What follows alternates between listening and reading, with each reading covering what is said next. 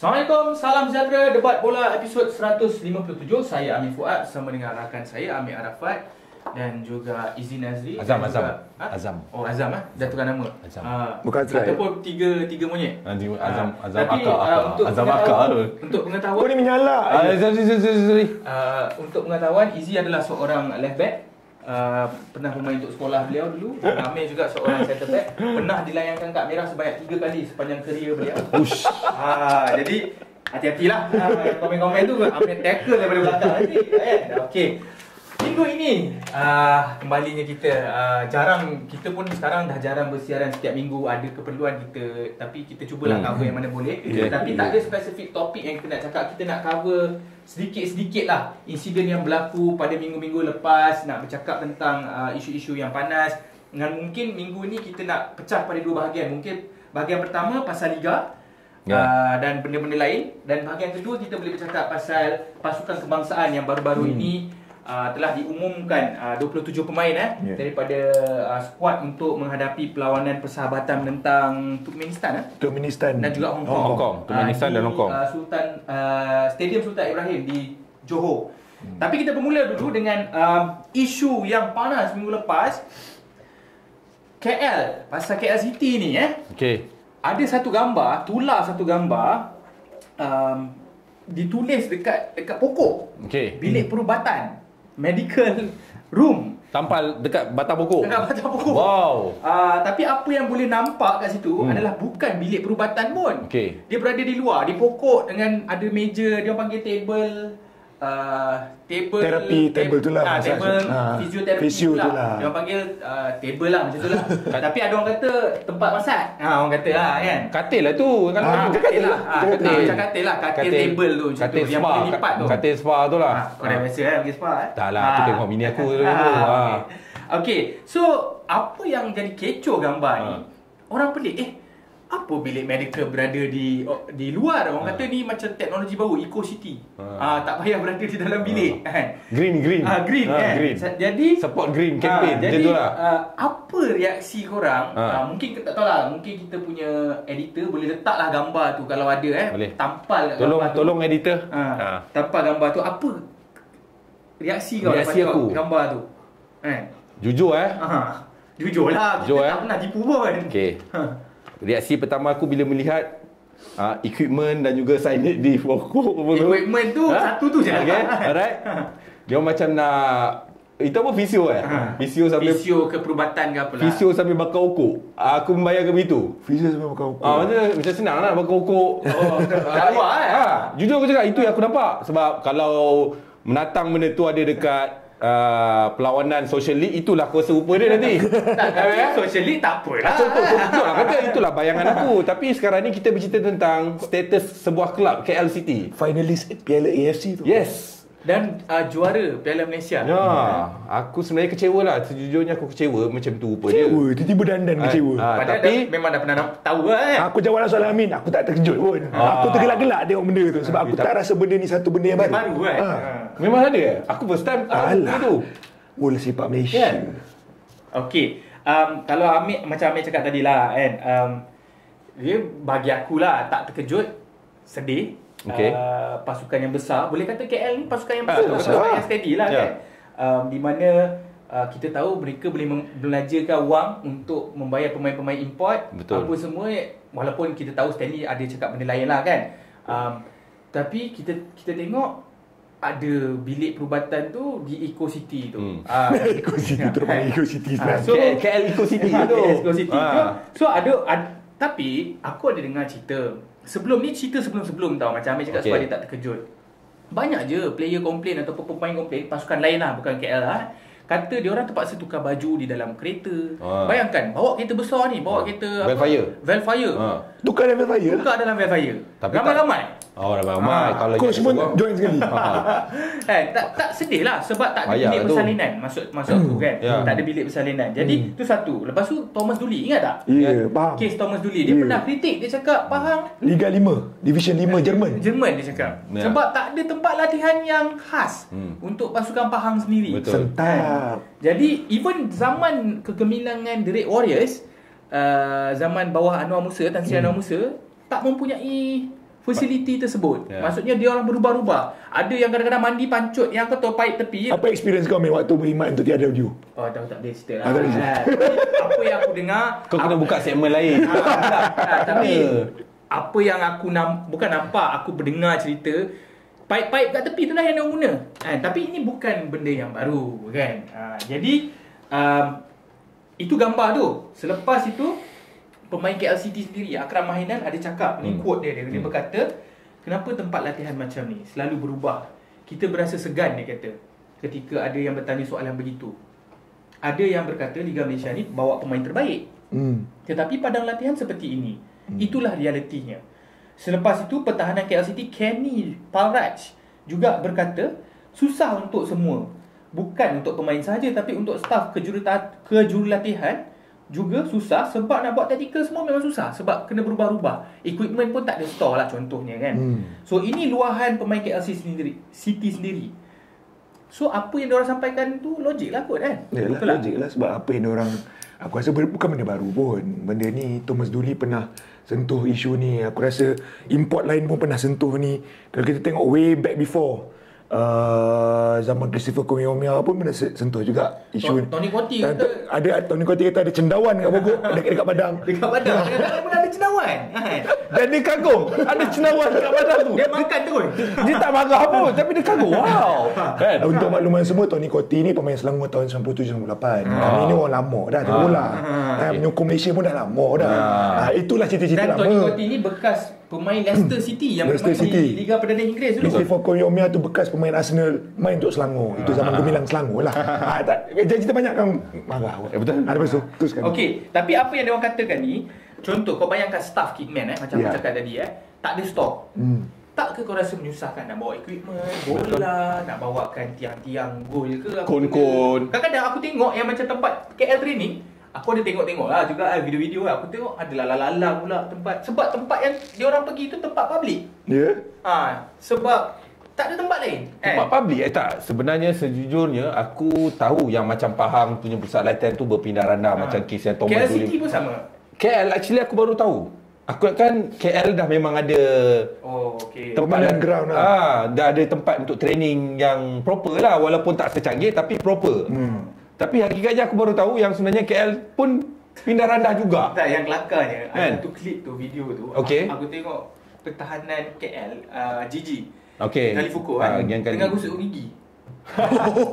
Aku macam, gosok gigi Ya betul. Inilah kau cakap dalam grup tu baru aku faham. Okey. Gosok gigi itu bahaya tu. Kalau tak ditegur tu saya silap mandi wajib macam tu. Bukan betul pun dia orang tu kan. Tak, sebab aku dengar macam nak training kat stadium pun tak boleh sebab stadium KL Ceras tu dimiliki oleh pihak swasta bukan KLFA atau KL City. Betul. Jadi pasal stadium ni cerita lain pula lah sebab stadium ni katanya dia orang henyak sebab dia orang nak cari duit, dia orang bagi kat public sewa pun semua. Maksudnya bukan KL City je. Sebab dia orang nak dapat balik pulangan tu kan. Kalau KL City training kat tempat public, dia mengingat aku cerita Yipman tu. Cerita Iman tu. Dia dah tak ada pusat kumpul dia nak Iman tu Shaolin Soccer. Iman. Udahnya dia pergi tempat public, orang tengah main pingpong, orang dia bawa budak-budak dia. So maksudnya ada cat lah. Lebih kurang lah dia punya bayangan imej. Tapi aku tak ada bayang kali Fuku gosok gigi pula. Aduh, itu dah. Tapi macam mana dengan yang stadium dekat NKV apa tu, Stadium Padang Plus. Bukan Plus. Stadium Padang dekat NKVE tu. Plus lah. 11 punya. Tu Plus. Itu dah Plus dah take over. Itu memang Plus punya. Bukan daripada dulu tu memang ground bawah KLFA ke? Yang mana dekat NKVE yang dekat tol tu, bayang. Bukan tol tu, dekat sepanjang Gombak tu kan ada satu ground tepi tu yang kita pernah main dulu. Bukan kot. Aku rasa tu bukan dia orang punya kot. Diorang pun pindah randah daripada situ juga aku silap. Tapi okeylah. Satu benda aku nak cakap kat sini sebelum kita nak masuk pasal apa yang Stanley cakap berapa je pasukan yang betul-betul ada training ground. Pusat latihan kat Malaysia ni. JDT, Selangor. Mungkin Terengganu. Kelantan.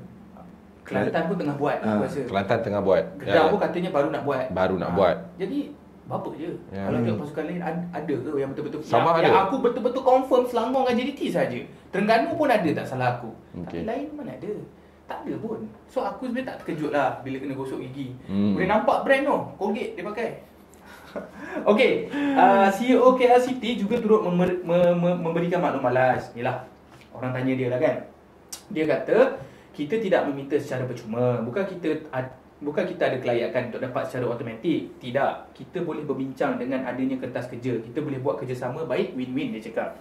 Asalkan pasukan boleh dapat padang latihan. Saya sedang mencuba yang terbaik. Bojan pula kata, tahun lepas bila bermain dalam Piala AFC, semua orang datang untuk tangkap gambar. Bila kami sedang menang, sedang bermain baik, semua orang datang ke stadium untuk tunjuk muka. Semua tunjuk gambar di media sosial. Orang politik dan orang lain, tetapi tiada siapa yang mahu tolong kelab ini. Selepas 32 tahun, masih tiada lagi padang latihan. Okey. Apa yang Bojan, apa yang aku boleh simpulkan sedih kat sini, cerita dia tu. Sedih tau. Aku nak simpulkan, maksudnya tak ada secebis tanah pun yang boleh diberikan kepada KLCT untuk dibeli ataupun disewa lah. Tapi paling high chances disewa lah. Sebab Stanley ada cakap dia nak pergi private tak bagi long term. Nak public pula tak ada sokongan, dia tak dapat kan. Dan yang dapat pun yang tak berapa baik apa semua. Dia kata bukan soal duit, dia kata. Dia orang boleh bayar. Bukan soal duit. Bukan soal duit. Katanya boleh dibayar. Tapi bagus lah kalau bukan soal duit sekarang ni. Katanya boleh dibayar untuk sewa ataupun pajak or whatever lah kan, 10 tahun 20 tahun. Dan kita tahu orang-orang politik sebelum ni yang terlibat dengan KLCT tak boleh bantu. Contoh Khalid Samad yang sebelum ni Menteri Wilayah. Menteri Wilayah. Tan Sri Anwar Musa juga Menteri Wilayah sebelum ni. Syahidan Kasim, Datuk Seri Syahidan Kasim juga Menteri Wilayah. Dan ketiga-tiga mereka ni berada di final Piala Malaysia. Masa KL masuk kalahkan JT. Yang berebut nak ambil piala tu.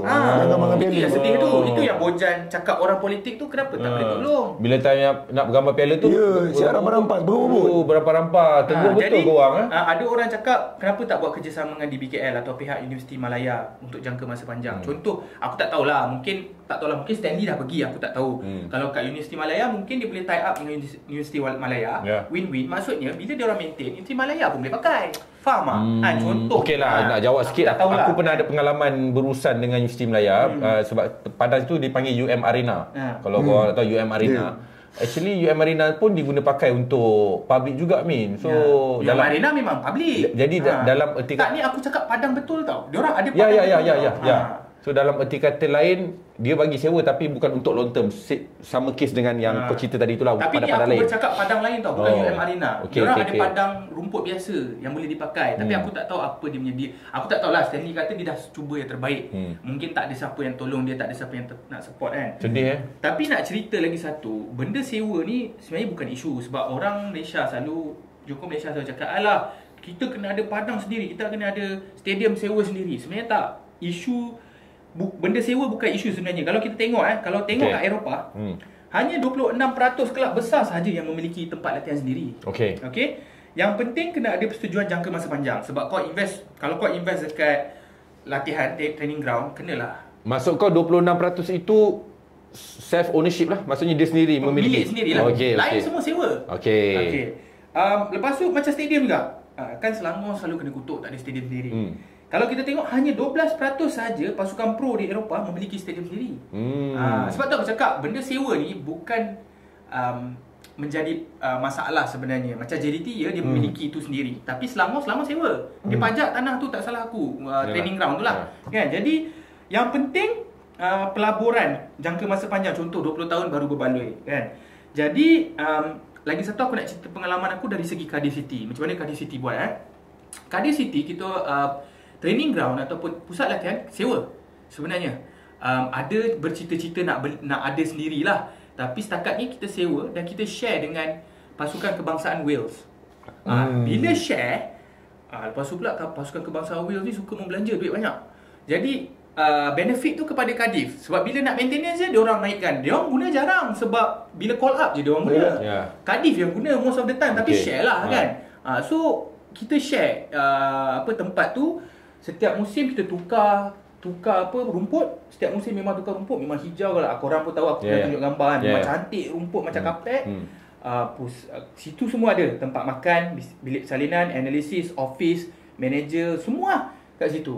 Jadi sebenarnya boleh je kena ada kerja-kerja sama. Contoh macam tak tahulah kerjasama macam aku cakap tadi dengan UM ke, dengan universiti ke, dengan So isu dia sekarang Min, yang aku nampak, satu, sebuah pasukan atau sebuah kelab memiliki pusat latihan sendiri. Satu. Nombor dua, sebuah kelab ada tempoh pajakan sewa padang latihan. Okey? Nombor dua. Nombor tiga, kelab yang ada duit untuk sewa tapi tak dapat. itu KL lah. Yalah. Maksudnya itulah KL certain kelab menghadapi isu tu lah, kan? Mungkin lah kot, tak tahulah. Okay, Tapi okay. aku tak percayalah meh, KL tak ada tanah ke ataupun tak ada tempat ke nak bekerjasama. Aku rasa dalam isu tu ada beberapa. Kalau dari status tanah kena tengok sama ada pemilikan tu, adakah pemilikan tanah tu ada pemilikan kementerian-kementerian ke lot-lot tanah tu, ataupun mostly dalam KL semua dah macam tu. Okey. Ataupun di bawah pejabat tanah ke. Itu memang kerja yang panjang. Cuma aku question mark aku dengan KL bila sampai tengok gambar tu, aku quite surprise. Tak mengejutkan tapi quite surprise sebab yang tadi aku cakap tu dekat Taman Melawati tu, yang KLFA Academy tu, aku rasa itu tempat yang sesuai untuk diorang mulakan. Tapi rumput apa pakai? Pastinya bukan zon Sia ataupun tu lah. Bukanlah Arab Indonesia. Kan. Tapi pada aku benda tu, you dah ada tempat sebenarnya. Kos yang dibangunkan kat situ pun dekat almost 5.6 billion kat situ. Besar pun 3.28 hektar. Almost 6 acres kat situ. Okay. Jadi benda tu ada sebenarnya, tapi aku tak faham kenapa tak diinvest. So aku tak tahu sama ada benda tu di bawah KLFA, isu duit kan. Isu duit ke benda tu bukan di bawah KLFA, lain daripada KLCT ke, aku tak tahu isu tu. Nak buat tempat latihan pun makan juga 2-3 juta. Ya, betul. Bukan murah. Yalah, betul. Kau nak buat padang, lepas tu kau nak buat Dah, the thing is bila nak buat satu hal duit, nak maintain pun satu hal punya duit juga kan. Okey, kita tinggalkan isu pasal bilik persalinan ataupun bilik medical Eco City Ataupun toilet gigi gosok gigi. Okey, kita nak masuk bahagian baru-baru ni. KBS katanya ada bagi dana untuk pasukan bola sepak buat padang. Kementerian Belia dan Sukan KBS menawarkan peruntukan melalui dana geran kepada semua exco belia dan sukan negeri bagi menaik taraf padang bola sepak dengan penanaman rumput jenis Zion Zoysia di padang yang terpilih. Hanayo berkata mereka perlu selenggara padang yang dipilih itu dulu dan untuk pastikan saliran air semua okey. Selepas itu dibaiki baru KBS bagi peruntukan tanam rumput. Itu pun selepas itu maintenance tu kena dibuat oleh bukan oleh pihak KBS, oleh tim pasukan negeri lah, pasukan negeri ataupun kelab negeri or whatever lah kan. Bukan semua negeri nak rumput ini dan bukan semua negeri mampu untuk selenggara. Sebab itu kita tunggu maklum balas. Okey, berita baik meh. Benda yang separuh masak bagi aku. Persoalan dia kalau dari segi teknikal, adakah dia bagi rumput saja ataupun sebab sekarang dia cakap saliran kena baik. So the soil, tanah tu adakah you tanggung ataupun kita tanggung. Okey, faham. Maintenance obviously you cakap tadi pihak stadium kena tanggung lah. Pasukan lah. Pasukan. Lepas tu sefahaman aku, exco negeri dia turunkan ke exco negeri. Exco negeri bahagian sukan akan pilih satu stadium yang untuk pasukan tu. Macam tak ada kena-mengena sebenarnya. Benda tu separuh masak lah bagi aku. Dia tak ada kena-mengena. Maksudnya kalau tiba-tiba lah aku nak pilih stadium Matsushita untuk jadikan untuk Selangor Film Ground. Macam contoh Selangor mana ada ground? Aku faham Mas Amir ya, dia exco, dia bertindak sebagai wakil kerajaan negeri. So dia bukannya dia orang tengah. Dia bukannya KBS kan bertindak untuk kapasiti pasukan atau kelab tersebut. Jadi aku boleh membayangkan katakanlah dia bagi duit tu, dia turunkan benda tu kepada exco di negeri Kelantan. Kelantan ada 2 kelab. Kelantan United. Tapi dia pakai stadium sama. Kelantan FC. Contoh gitulah kan. So, tapi exco tu buat gila pula, dia nak pergi buat stadium kat rumah dia. Contohlah kan. So tak salah pula maksudnya. Tak salah kan. Tapi tak dapatlah kot kelulusan KBS kalau begitu yalah. Mungkin tak, masuk aku kat sini lebih kepada adakah stadium tu dalam stadium yang diberikan ni bukan hak pasukan. Lepas tu jadi bila pengurusan maintenance tu, maksudnya pengurusan stadium lah akan kena betulkan. Betul. Kalau pengurusan stadium tak nak keluar, dana satu isu. Kedua yang soil tadi tu aku cakap, tanah tu nak ratakan longkang tu lagi, siapa nak keluar kos? Sebelum ni untuk stadium BPJ Selangor buat sendiri kos tu semua. Okey. So adakah pasukan lain nak buut bersedia untuk tanggung maintenance tu. Itu persoalan dia kat situ lah. Okey, sebelum aku nak bagi aku punya pendapat, kita tengok dulu rumput Zion Zoysia ni rumput apa. Mungkin kat luar sana ramai yang tak tahu. Okey, rumput ni sebenarnya adalah rumput yang mewah sebenarnya, yang tahan lasak sesuai digunakan di kawasan yang ekstrim. Matahari teruk pun, salji teruk pun rumput ni tahan katanya. So sesuai lah dekat Malaysia sebab kita ni Khatulistiwa. Ekstrim, kalau hujan ekstrim, kalau panas pun panas ekstrim. So mungkin sesuai. Tetapi kos dia agak tinggi. Cumanya kalau yang tak berapa baiknya adalah tapi macam biasalah, kalau rumput ni dibantai main hari-hari pun sama juga, rosak juga. Cumanya yang bagusnya dari segi kualiti penjagaan tahan lasak ni, dia pulih cepat daripada kerosakan. Dari segi kurang baiknya, dia orang kata kalau letak bawah pokok tak berapa baik. Tapi buat apa nak letak bawah pokok kan, kita letak kat stadium. Sebab bawah pokok mungkin ada melibatkan dengan akar, dengan air apa semua kan. Jadi tak berapa baik lah kan. Tapi sebab Zion Zoysia ni bukannya untuk padang bola je, ada orang buat dekat mungkin rumah apa, tengok ada tengok padang biasa apa semua kan. Jadi penjagaan maintenance pun tak susah katanya. Katanya macam siram sekali seminggu pun cukup. Something like that lah yang aku dengar. Okey, tu pasal rumput. Okey, jenis rumput. Jenis rumput. And then TMJ pun kata, dia kata kalau nak tunggu pasukan buat sendiri, memang sampai bila takkan buat. Dia kata tak ada pasukan mana yang nak berbelanja RM900,000 untuk buat benda ni, which is dia orang kata mahal lah untuk, sebab kononnya rumput cow grass murah lah sikit kan. Sebab apa? Sebab kita nak bayar gaji pemain-pemain lebih penting. Kat sini aku setuju dengan TMJ sebenarnya. Betul. Nak abang awal-awal aku ada setuju tau dengan TMJ. Orang selalu kata kita ni tak setuju dengan TMJ kan. Aku setuju bab ni dengan TMJ sebab kalau nak tunggu owner-owner ni sebut, dia takkan buat. Memang takkan. Memang takkan. Benda ni berita baik kan. Memanglah baik kalau dapat padang yang elok, memanglah baik. Tapi satu persoalan aku nak cakap kat sini. Mungkin tak tahulah korang perasan ke tak. Kalau katakan infra baik, kita nak infra baik, kualiti baik. Tapi adakah ini tanggungjawab KBS sebenarnya untuk memberi dana kepada pasukan yang kononnya adalah pasukan swasta? Apa kena-mengena kerajaan nak bagi duit kepada pasukan-pasukan yang kononnya swasta?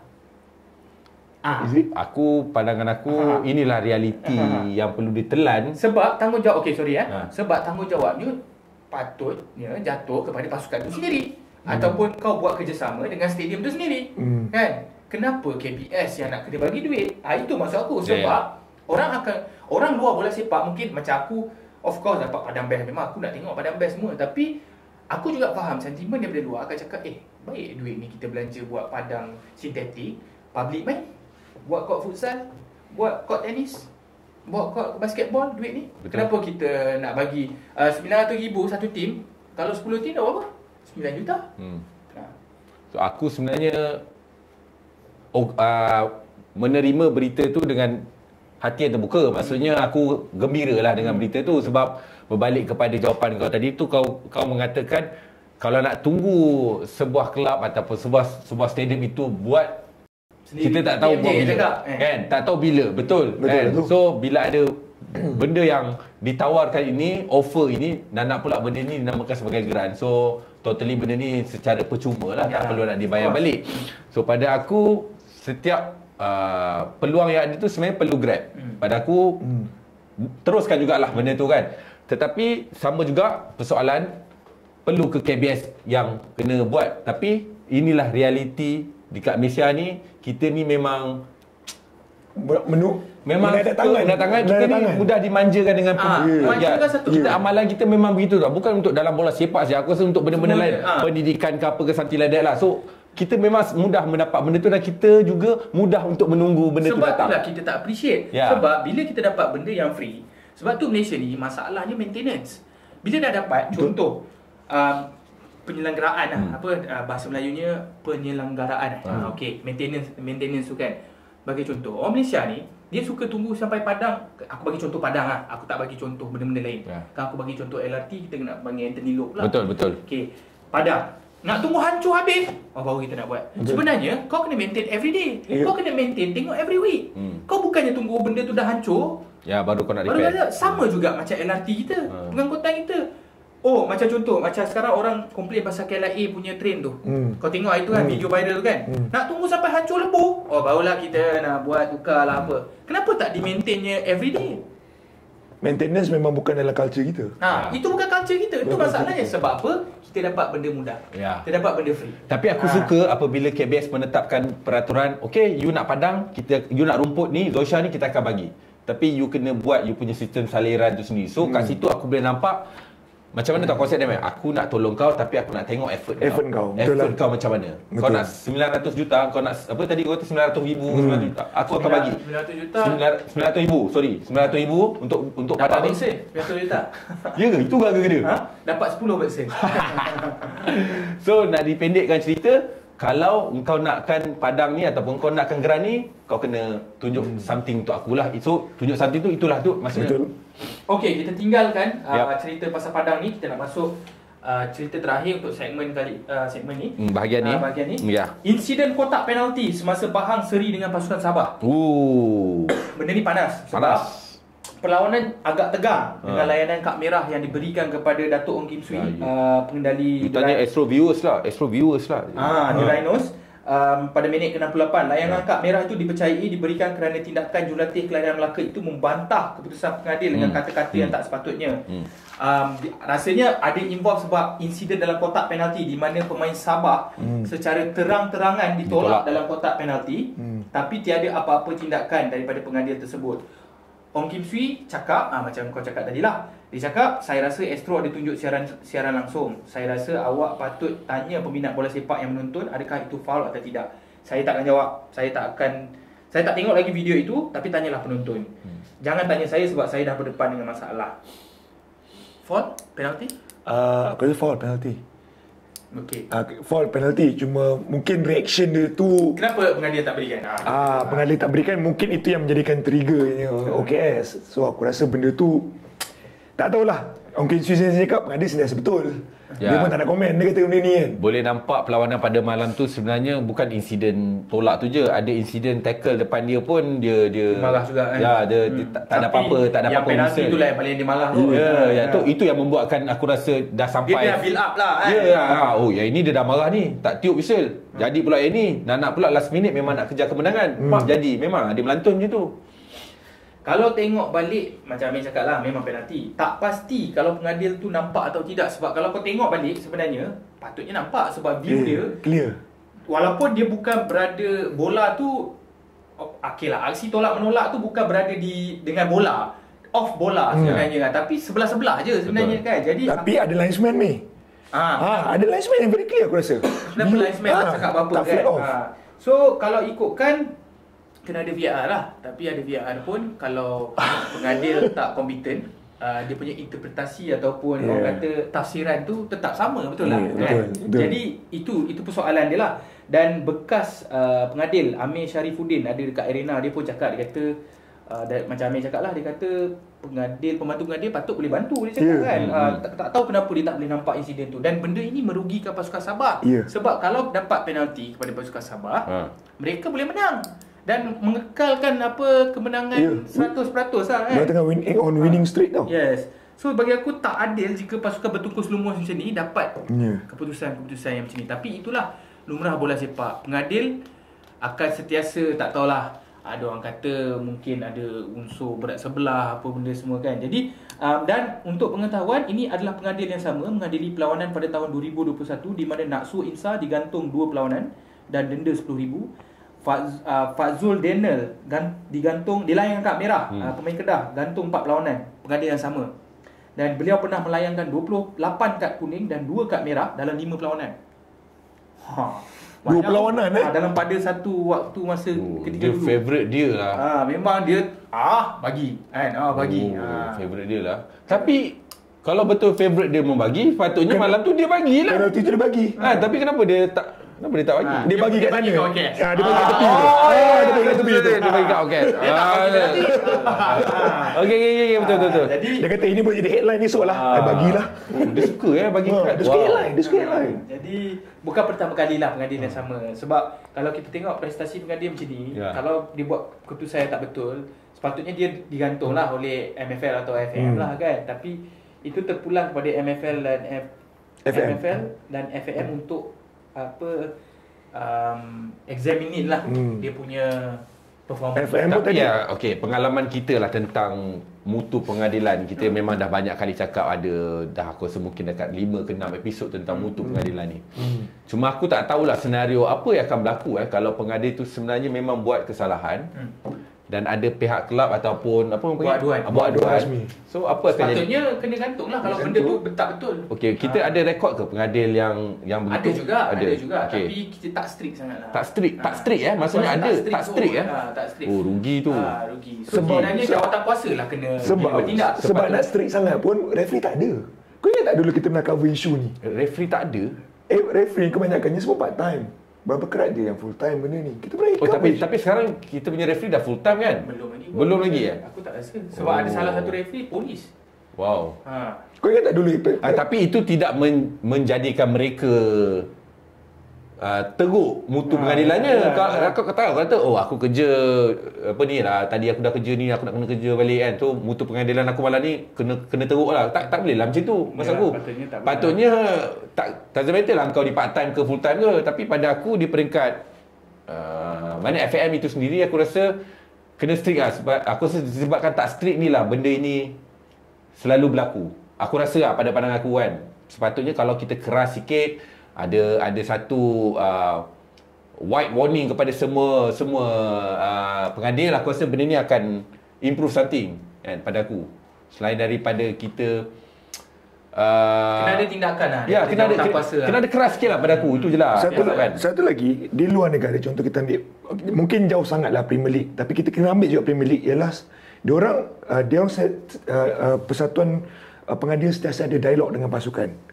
Oh, bagus tu. Dia ada dialog. Maksudnya ada certain incident dia tak minta explanation.